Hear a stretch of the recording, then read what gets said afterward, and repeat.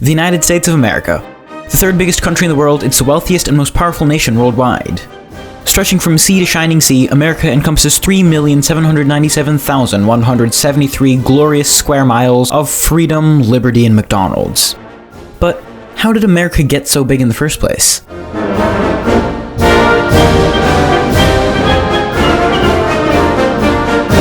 This is America on July 4th, 1776, when they declared independence from the British Empire. 7 bloody years later, after Great Britain lost the war to a bunch of farmers hiding in the forests — oh sorry, not these farmers, the Brits formally recognized the United States of America as independent, and the 13 colonies became 13 states. At the Treaty of Paris, this one, where the borders were drawn post-war, Great Britain and the fledgling America agreed on new borders. There's only one problem though. Back then, cartography, or the art of map making, wasn't very advanced, and the border was extremely ambiguous in several areas. Everything read on the map, disputed, and they'd remained that way for a while. Fast forward a bit to 1803. The short fat Corsican gallivanting all over Europe needed some spare money. And so he sold this massive territory to the United States for only $15 million. Today, that'd be about $371 million. The Louisiana Purchase, for that was what this large land purchase was called, almost doubled the size of America. It's worth noting though that France didn't have full control of the area. When they sold it to America, the US still had to, quote, obtain the land from Native Americans. What does obtain mean? War. Also, the Louisiana Purchase left some border disputes with Spain. 7 years later, in 1810, some Americans took control of the western part of Florida, which was claimed by America before but administered by Spain. Then, in 1812, the Brits invaded, sacked the capital Washington, D.C., the Americans invaded Canada, not for the first time, and depending on who you ask, their side won. 6 years later, in 1818, America and Britain signed the very creatively named Treaty of 1818, settling the boundary along much of the northern Midwest along the 49th parallel, where it still is today. It also made Oregon Country as a shared region between the two countries. America, though, would continue to claim all of it, and so did Britain. This treaty is significant because it marked the first time America gave away territory, which was this area in red. A year later, in 1819, America signed the Adams-Onis Treaty, in which America paid $5 million, or $115 million today, for Florida, and America also ceded some land over here. This went into effect 2 years later, in 1821. In 1824, the aptly named Russo-American Treaty of 1824, between Russia and America, set the latitude 5440 as the northern border of the Oregon Country. In 1842, the Webster-Ashburton Treaty solved all border disputes with Britain east of the Rocky Mountains. Now, America's eastern half was all set. This part of America has the same borders as today. Now comes Texas. First, some quick background. Mexico had a policy of allowing Americans to immigrate to Texas to populate the area and basically had no restrictions. Then Mexico got scared, since there are a lot of Americans in Texas, and then this guy, Antonio Lopez de Santa Anna, overthrew the government, gave himself a lot of power, and imposed restrictions on the Texans. Back then, they were called Texians.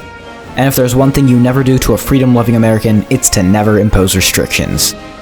The Americans living in Texas got mad, started a revolution along with Hispanic Texans called Tejanos, and eventually captured Santa Anna and held him prisoner. In return for freeing Santa Anna, the Texians got a promise from the Mexican government that the Mexican army wouldn't come into Texas. And then Texas declared independence, becoming the Republic of Texas in 1836. That same year, Texas applied to join the US, but the then Secretary of State, John Forsyth, rejected this application. 9 years later, in 1845, President Polk, who really wanted to see America get big, under his administration America grew more than under any other president, signed the bill accepting Texas into the Union. The problem was, back when Texas declared independence, there were still several boundary disputes between Texas and Mexico, and when America gained sovereignty over Texas, these boundary disputes passed on. Both Mexico and America claimed certain areas, and both sides sent troops. Mexican troops attacked American troops, America declared war on Mexico, beat Mexico, and, at the Treaty of Guadalupe Hidalgo in 1848, got all of this land, called the Mexican Cession. A month after the treaty was signed, Samuel Brennan held up gold, walked through the streets of San Francisco, yelling, "Gold! Gold!" and the California Gold Rush happened, inviting a flood of settlers, which basically made California what it is today. Mexico must have been really happy. While the Mexican-American War was going on, America solved its dispute with Britain over the Oregon Country, fixing the border at the 49th parallel where it still is today.